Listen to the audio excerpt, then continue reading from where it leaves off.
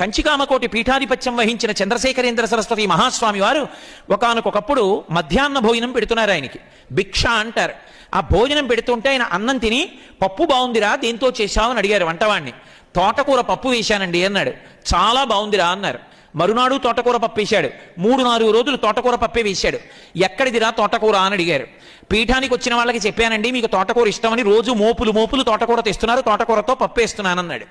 ఆ మరునాడు భిక్షా సమయానికి అన్నం పెట్టారు. ఆయన నాకు అన్నం వద్దని గోశాలకి వెళ్ళి గోమూత్రాన్ని 3 మాటలు ఆచమనం చేసి గోమయాన్ని నాలుక మీద రాసుకుని వెళ్ళిపోయారు. 2వ రోజు అయింది, అన్నం తినలేదు.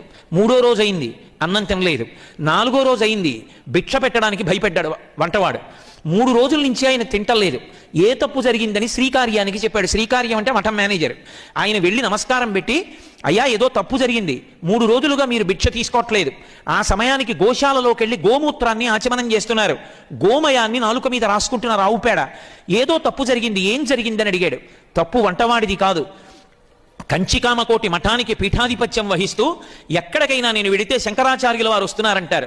శంకరాచార్యుల వారి పేరు చెప్పుకుని బ్రతకవలసిన వాణ్ణి, కాషాయం కట్టుకుని అన్నీ విడిచిపెట్టి దేనికి లొంగకుండా ఉండవలసిన వాణ్ణి, తోటకూర పప్పు బాగుంది అని రుచికి లొంగిపోయాను.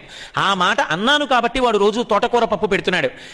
ఏ నాలుక రుచికి లొంగిపోయిందో ఆ నాలుకతో రేపు పొద్దున్న శంకరాచార్యులు వారు వచ్చారని పూర్ణకుంభం పెడితే పూర్ణకుంభం మీద చెయ్యేసి సభలోకి వెళ్ళి కొన్ని వేల మందికి భక్తి జ్ఞాన వైరాగ్యముల గురించి నేనేం చెప్పను.